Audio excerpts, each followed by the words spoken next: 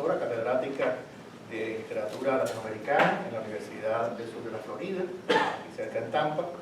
Obtuvo su doctorado en idiomas y literaturas hispanas en SUNY Stony Brook, que estoy traduciendo de inglés a español en este momento. Ha enseñado en la Universidad de La Habana, la Universidad Nacional Autónoma de México y en la Universidad del Estado de San Diego, California.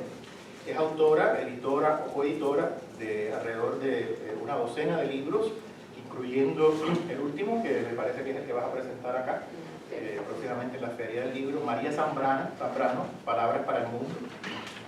Anteriormente escribió el libro Cuban Women Writers, Imagining a Mafia, La Memoria Hechizada, una antología de narradoras cubanas, y un libro que me parece muy importante, en el que incluso yo participé, Cuba, The Elusive Nation, Interpretations of National Identity, que se publicó en el año 2000, junto con el anterior director del Instituto de Investigaciones Cubanas, Damián Fernández.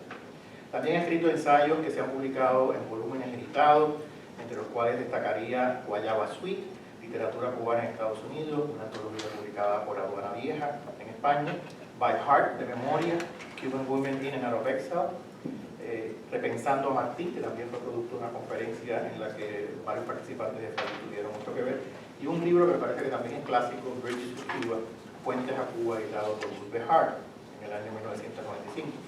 Publicado numerosos artículos en revistas académicas y publicaciones literarias, entre las cuales se encuentran Encuentro de la Cultura Cubana, Revista Hispano-Cubana, Cuban Studies y Apuntes Postmodernos, por solamente dar algunos ejemplos. En La Habana fundó y editó por varios años la revista literaria Letras Cubanas. Ha recibido numerosos premios académicos, entre ellos una beca aquí en FIU de la Fundación Rockefeller en las Humanidades hace varios años, y curiosamente una beca también de Díaz Ayala, Travolta, que tengo el gusto de tener aquí a don Cristóbal y a su esposa hace varios años, creo que fue la primera vez que tocaron. Y además una beca muy prestigiosa como la Fulbright. Así que sin más, le presento a la doctora Madeline Cámara y le pido un aplauso para darle la bienvenida.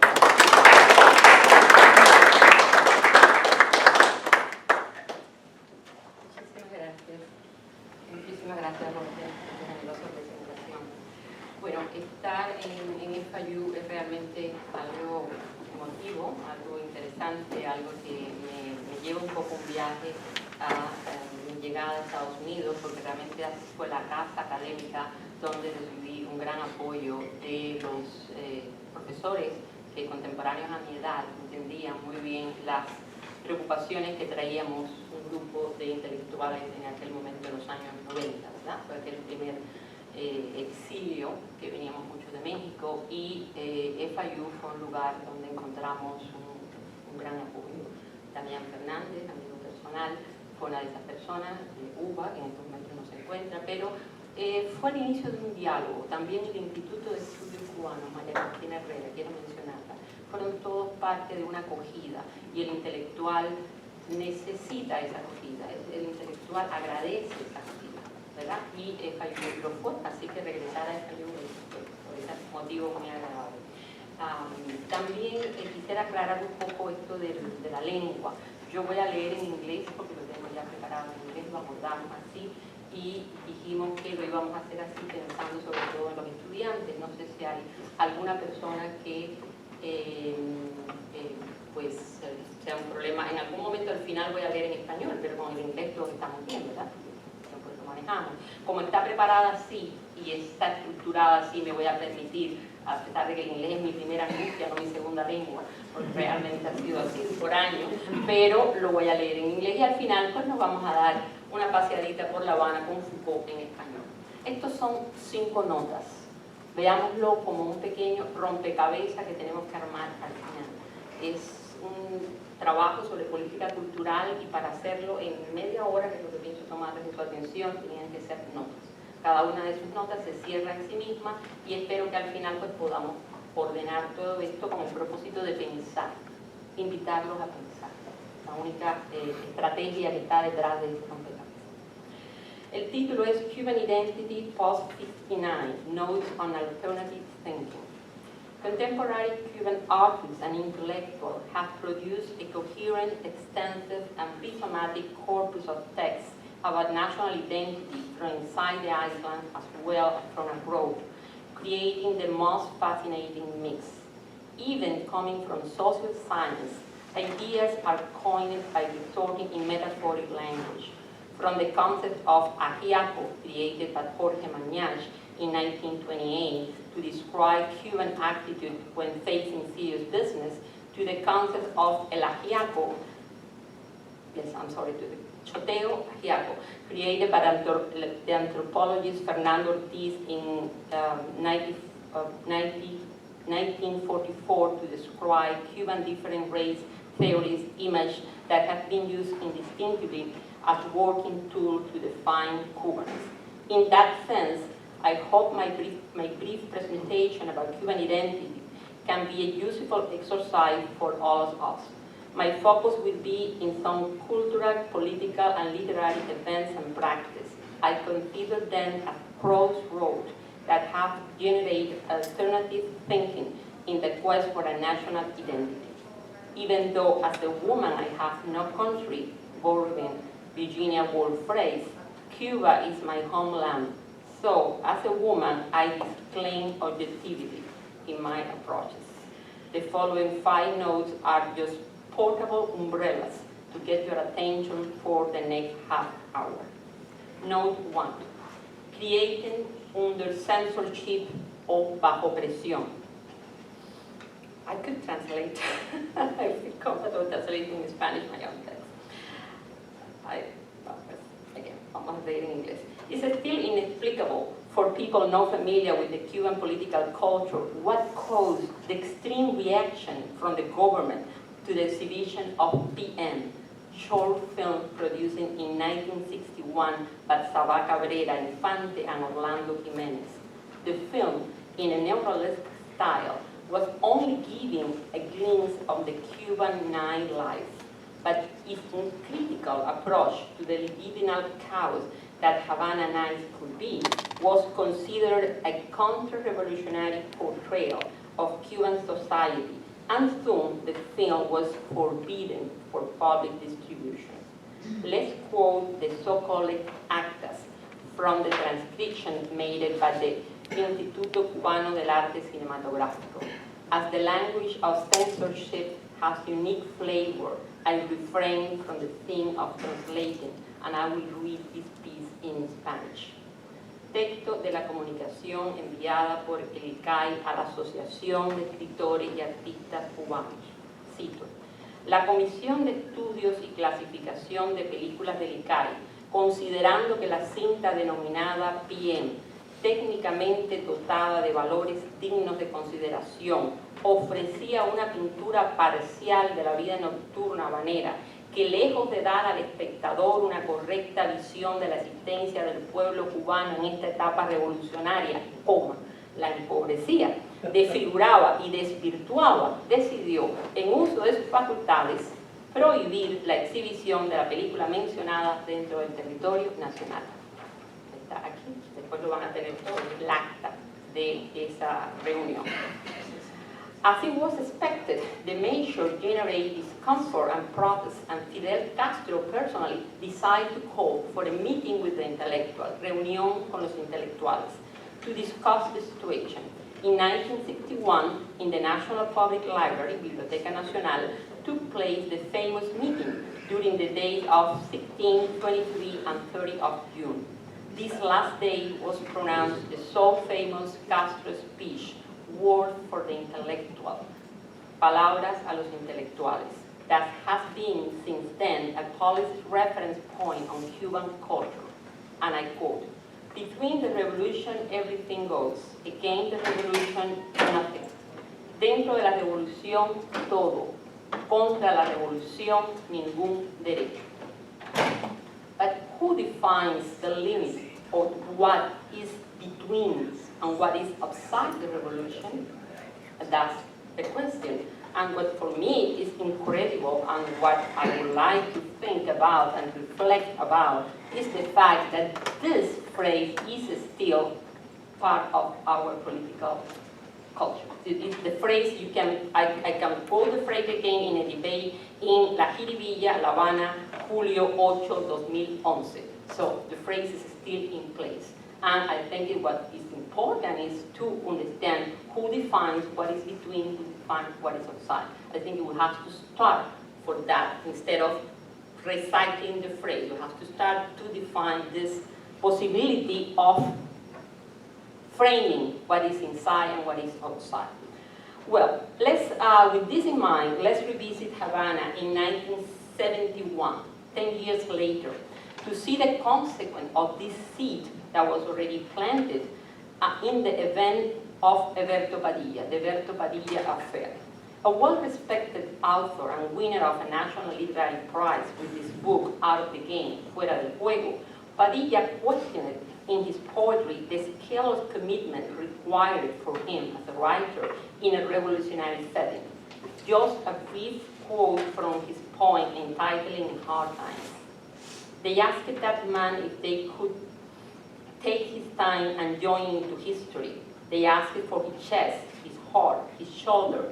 They told him that it was strictly necessary. Later they explained that all this giving was pointless unless he gave up his tongue. Because in difficult times, there is nothing so useful for stopping hatred or lies. And finally, they begged him, please, to begin to walk. Because in difficult times, that is, we sounded out the decisive test. Quoted from Cuban Reader, a very important book about Cuban culture. Padilla's book was prohibited and the writer was sent to prison momentarily.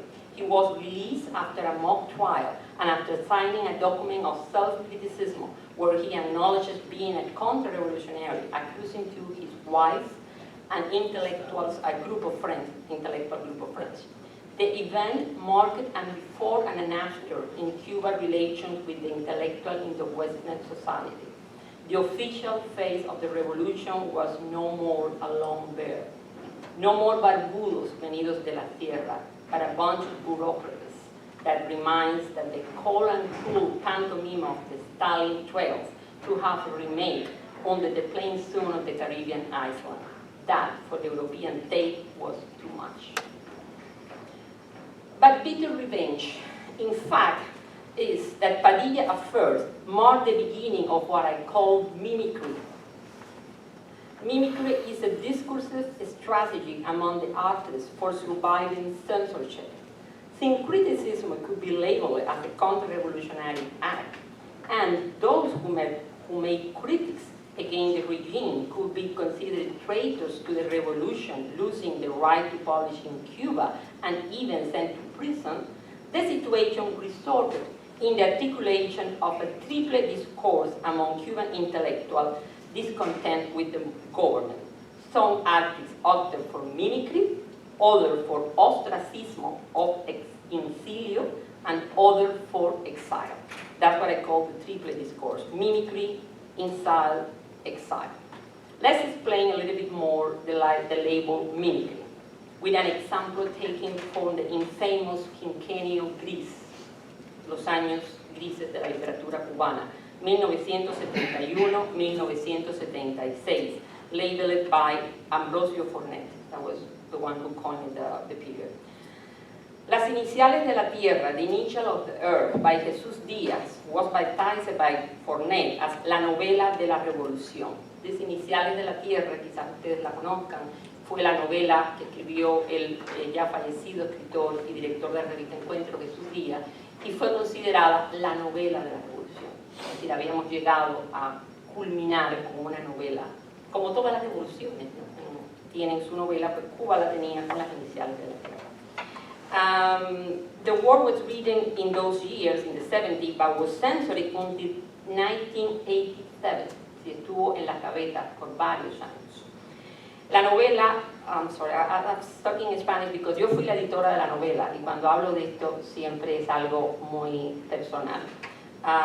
The novel was a success as a testimony, los años duros, por haber descrito, I'm so sorry, I'm stuck in Spanish, and you're typing all that.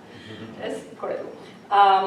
And also for describing the main character, Carlos Ifredo, as a literary type, the new man, el hombre nuevo, whose ideals are collective rather than individualistic. I was, back then, the editor of Jesus Diaz's novel, and we have strong arguments about the merits of the book.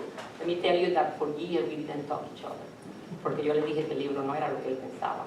Que García Márquez le había dicho que era una novela formidable, le digo porque tiene mucho que perder y yo no. Yo había sido expulsada de la Universidad de La Habana y era correctora de estilo en Caimán Barbudo. Me habían quitado todo. ¿Qué más me daba a mí decirle la verdad? Yo pensaba que la novela no tenía los méritos que le estaban diciendo a Jesús que tenía. Es una gran novela, y ahora voy a hablar de eso, pero no era la novela que le estaban diciendo que él había escrito. It took me decades to understand that indeed the novel achieved in crafting historical raw materials into a playful work of literature that used parody to make a critique of dogmatismo and culto to the leader. Now, when you can read the novel in English translation with the preface of Freddie Jameson and reflect on the pages where Fidel Castro is described as the sabelo todo, the one who knows everything, given paternalistic advice to the sugarcane workers, you could see that hidden in the typical portrayal of the good leader, a reader can sense in this passage the double message sent by the writer about a man that pretends to be the father of every Cuban. The censor, they grasp it, or they go along with this? You see, that's my question. They did it and they believe it. Because in a way that, the way that he was portraying Fidel, that was a very, good man, giving paternalistic advice, but at the same time, you could read a joke, you could read a way to say that man is able to believe that he could be the father of everyone. And that's what Jesus always claimed, that his novel had a double reading. At that moment, I didn't see it. So somehow it's my second reading to Jesus Diaz. Here is one of the advantages of mimicry that could deal with the censorship. The second term, incilio. Incilio has been used by literary critics to describe a discourse adapted for those that have remained in the island, creating from an auto-marginalized teaching. It can be traced back in time, and I propose to consider Julián de Casal and Dulce María Ruinaz as the founder. In present days, I consider that the best example in this category is the work of María Elena Llana. Es una escritora cubana, traducida en Estados Unidos, y posiblemente la tenga en Miami dentro de poco. Va a presentar sus libros por aquí. As a writer, she has kept a notable literary presence in the 70s, refusing to be a public figure. She's one of those rares that has managed to guard a distance from the official milieu in the island, even when she has received National Literary Prize. And also want to include Beatriz Maggi, a sage writer and former University of Havana, whose teaching on Dostoevsky and Shakespeare has inspired generations of Cuban intellectuals. She still lives and writes in his old casona en El Vedado in a voluntary seclusion. My claim here is that artists and intellectuals that have created an aesthetic of isolation are to be considered in the line of alternative thinking. When introducing the third theme, the discourse of exile, we have to remember that since the 19th century, Cuba has had great intellectuals that have chosen exile as a way to escape repression of censorship. As many other writers in the world living in that condition, Cubans have kept a presence in the country imaginary, even though most of the time their work is not disseminated in the island. The most eloquent example is the ignorance they have in Cuba about the work done by Lydia Cabrera. We talked about that before. Having said that, let's go back in our timeline, Cuba post-59. Suppose that this is a crossroad, I will go back and forth in this line of time. And remind the audience that Cuban exile after the 20th century is not more located in communities in Miami or New Jersey. Now we have to talk about exile in Spain, Mexico, France, Dominican Republic, Argentina, Canada, Germany, and other countries. Since I can only give you a few examples of how the literature created in exile contribute to redefine Cuban identity, I should take my precious time to call for attention for work of men and gay writers. One of them is Nivaria Tejera, who lives and writes in Paris. Her novel, Espero la noche para soñarte, Revolución, is a remarkable text for combining a fierce testimony of Cuba in the 60s as well as a strong philosophical reflection about the power. Lo que celebro en esta novela, lo quiero decir en español y remarcarlo, es la combinación entre el testimonio, el realismo de ciertas escenas, crudo incluso, y la reflexión filosófica. Creo que es algo que falta en la literatura cubana, la combinación de ambas cosas. Esta es una novela paradigmática por combinarlas ambas. A linguistic tour de force, the novel excels for intertextuality and poetry. So, esos son los dos recursos fundamentales de Tejera, la intertextualidad y la poesía. From Mexico, I want to talk about Julieta Campos, the late Julieta Campos, a great, great writer. Great, great writer.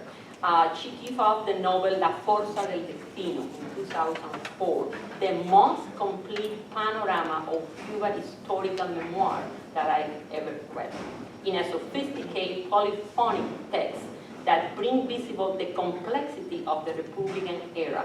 This is our medieval time. We never know what happened in this time. We know that it exists, but the Republican era is still, obscure for all of us. And Julieta Campos really got very deep in that era. I have no doubt that the strongest voices in poetry are Isel Rivero and Maria Elena Cruz Varela. One is living in Madrid, the other in Miami. Writers that validate in their poem the marginalization of the other, women, poor, prostitutes, dissidents in Cuba, as well as in any part of the world. It seems unfair now that I'm just quoting and mentioning some names, not to mention Reinaldo Arenas as the Heraldo Negro, the black messenger of the Mariel generation. In his novel, he questioned Cuban nationalismo and machismo and condemned homophobia and dictatorship. His predecessor, I believe, was Severo Sarduy, bringing attention to the often excluded presence of the Chinese culture in the accent. Arenas died in New York, Sarduy in Paris. Both are the traitor for the legacy of the most important 20th century Cuban writers, Virgilio Piñera and José Lezama Lima. Both live and die in Havana, in exilio.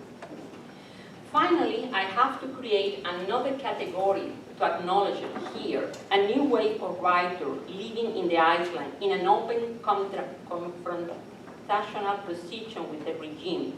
Some of them are positioned as political dissidents, but others are just amateur journalists. They should be labeled the guerrilleros. Johanny Sanchez is the most known, but there are many anonymous names that are calling themselves blogueros.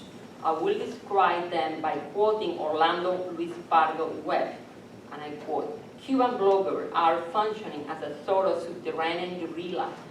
They can motivate a civic reaction that may transform the realpolitik of the revolution. We know that's what he said, and it's worthy to be quoted. His words may be proven right. For the moment, they are perceived as a threat. The third note is about Cuban feminism. It's the longest note because it's kind of my field. But precisely for that, I will keep it. Because if you want to talk about Cuban feminism, we can talk later. Let me talk about postmodernism, and later we come back to this. This is Trudis Gómez de Avellaneda, that with Rosa, we love that, and probably you remember we talked about that.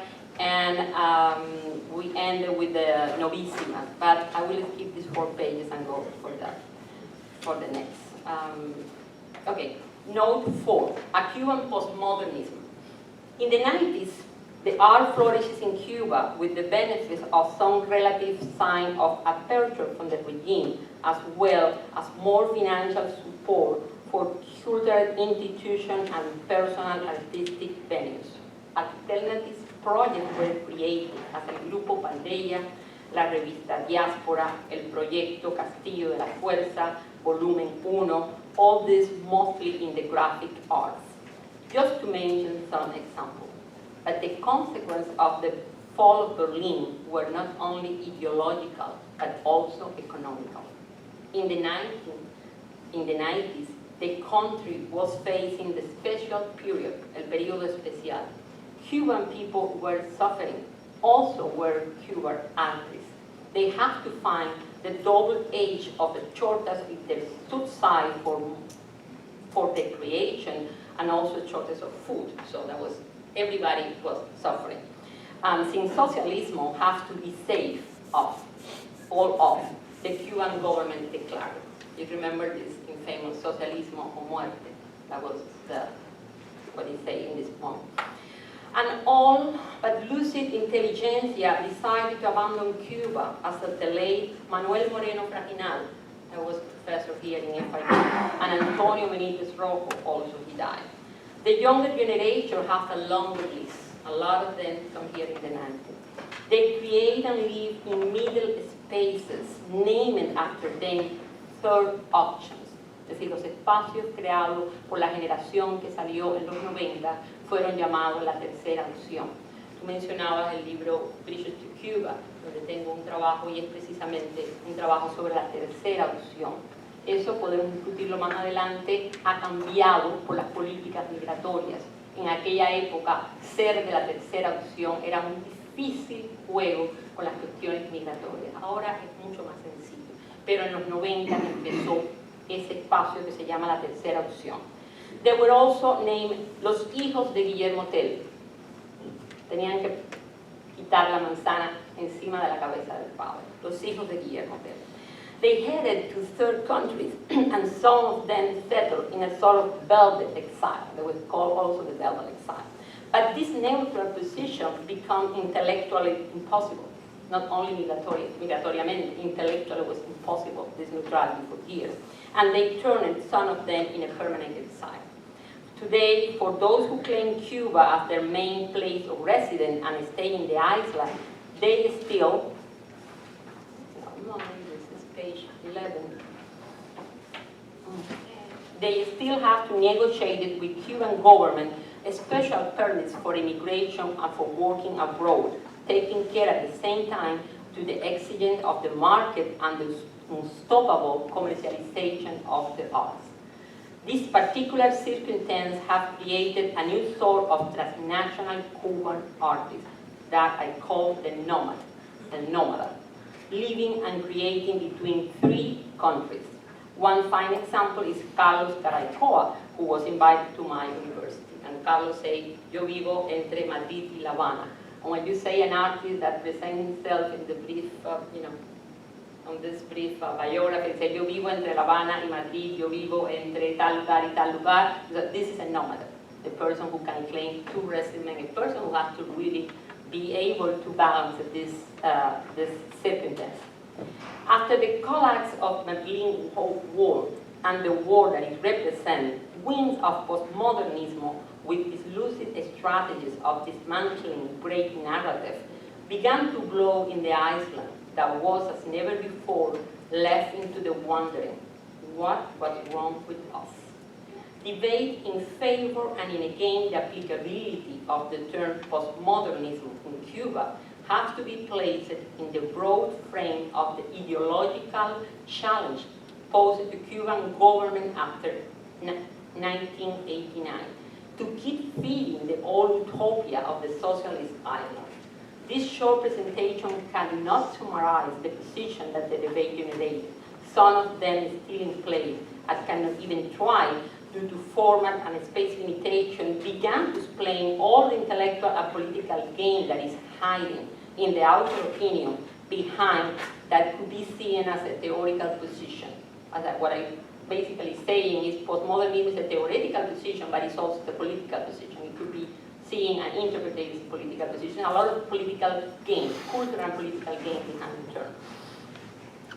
Sufficient is to say that I subscribe Catherine Davis' point of view on Cuban postmodernism when she writes, and I quote, "These slippery signs are being brought into play in Cuba today to cover a multiplicity of sins, perhaps, but also to recharge an institutional discord with new signification."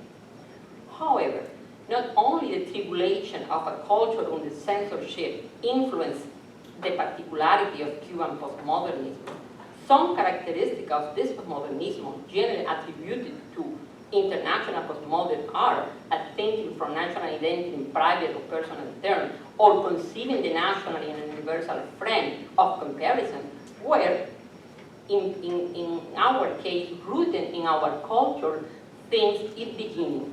For example, in our literary modernism, and I mentioned Julian de Casal before, in our avant-garde or vanguardismo, and I mentioned José Lezama Lima before. Coming from that perspective, the postmodern agenda could be seen as a perfect fit for the later development of main trend already part of Cuban culture. The influential book by Antonio Benítez Rojo, La Isla que se repite, support this thesis.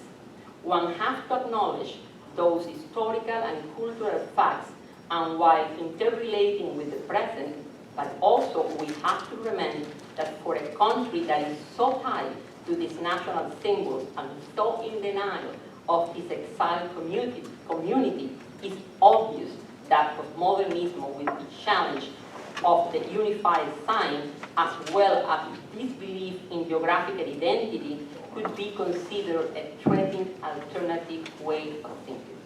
In spite of this, in Cuba, academics and creators are reflecting on and applying the postmodern perspective. These discourses, the scholar and artistic one, stand for an engaged humanist art, principles that have been inculcated through education in 4 generations of Cubans. And here I think there are people younger than me. This is my cousin here from Cuba, younger generation.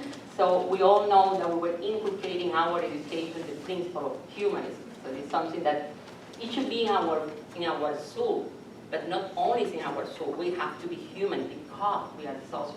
So it can't be because. You see, that's what I'm trying to say. But if we allow it here to apply an hermeneutical suspicion, we can also say that those characteristics could be conditioned by the regime to admit the circulation of certain types of postmodern discourses without confronting in irreconcilable terms with the main principle of socialism, the official ideology in the Island. We have to remember that a sophisticated censorship state apparatus is not only about what cannot be said, but also about what has to be said. And I think it's just the main point that I'm making here. La censura no es solo lo que no se puede decir, la censura es lo que se puede decir. ¿Me explico? Lo que usted debe decir, eso es una forma de censura, porque usted está actuando bajo el discurso del cual se tienen ciertas expectativas. Y creo que esa es la censura que está operando en este momento. ¿Qué es lo que se debe decir? El artista lo sabe y está jugando ese juego. Then, the engagé and humanist aspect of the Cuban postmodernismo o postmodernismo a la cubana, tan atractivo, so exotic around the world now, could be seen as a sort of compromise from the artists who play the censor and vice versa, some type of middle ground. And my note 5, I didn't translate it, and it's in Spanish.